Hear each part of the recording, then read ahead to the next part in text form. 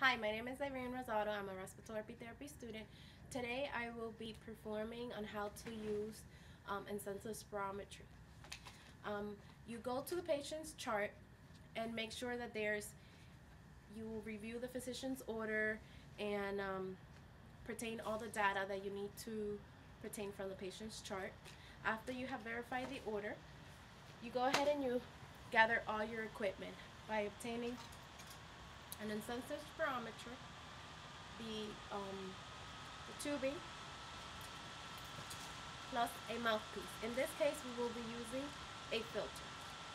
Once you have gathered all the equipment for the intensive spirometry, you go ahead and you go into the patient's room, you knock on the door, and you introduce yourself to the patient. Hi, my name is Irene Rosado. I am a respiratory therapy student. Today I will be showing you how to use intensive spirometry for your abdominal surgery. Then you go ahead and you wash your hands, or you use a hand sanitizer.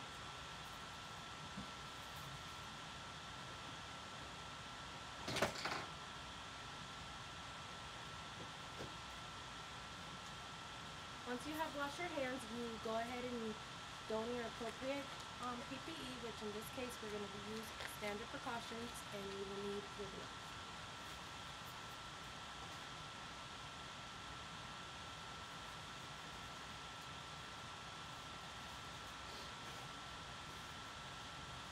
Once you have put on your gloves, you go ahead and you identify your patient by checking the patient's bracelet and checking for name, date of birth, and MRN number.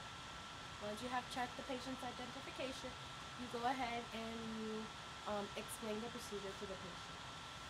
So today we're going to be using an intensive spirometer, which this is going to help you maintain your lungs expansion for the prevention of atelectasis. Okay. Now I will go ahead and assess my patient by checking my patient's vital signs, which will be respiratory rate, heart rate, breath sounds, and pulse oximetry. You will do your breath sounds by putting up the patient in a phallus position.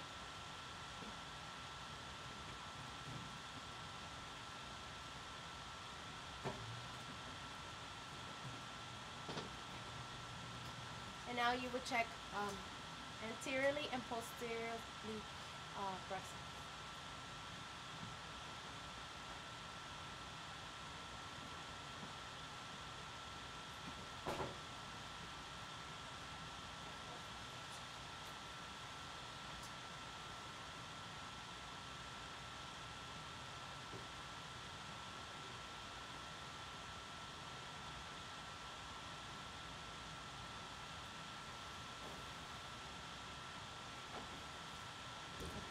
Lay back. Once you're done assessing the patient's vital signs, you will go ahead and start assembling your intensive spirometry. You're going to place your tubing right here where there's a little tubing filter. You expand the tubing, placing the filter at the end of the tubing. Then once you have assembled your equipment, you ask your patient for her height. Ma'am, how tall are you? 67 inches. Once you have the inches, you go ahead and you go on your chart, and you also go based on the patient's age. What 36? 36. At this time, we have 35, which is close to 36, and 66 inches, which is close to 67. And it will give me a target centimeter rate at ml rate at 2650, 2,650 mLs. Now the intensive spirometer has a little device here where you're gonna align it with the target, with the goal mLs that the patient needs to perform. 2650. Now, it is very important that you do the intensive spirometry at least 6 to 10 times per hour because this is going to help you prevent any accumulation of secretion in your lungs. Okay. Okay? And also, you're going to take the device and you're going to inhale slowly and deeply, Okay. putting the yellow little button here in between the happy face, bringing it as close as your goal to your goal rate. Okay. Okay? So now, can you repeat it for me and then perform it? Sure. You told me to inhale slow and deeply, maintaining here on the happy face, and then when I'm there, I have to reach my target value and hold it there As for much 5. as possible. Okay.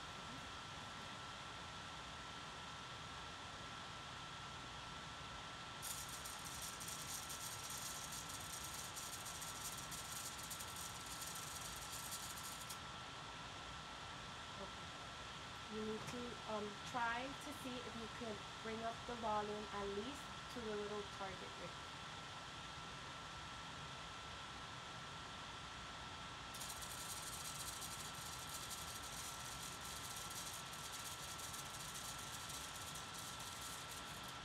Okay, that's good.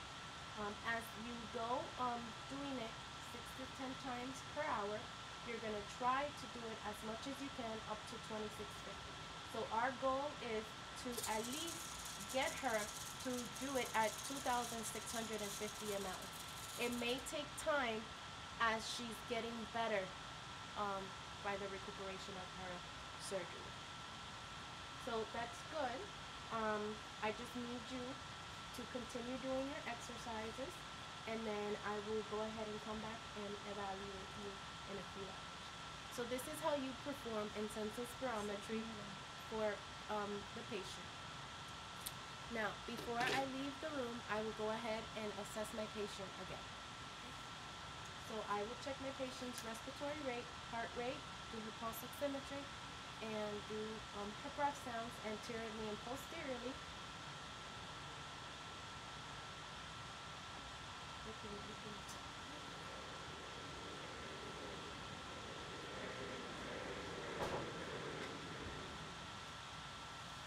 Place the patient in a comfortable position, and are you comfortable now? Yes. Okay, and that's how you perform a census form. Thank you.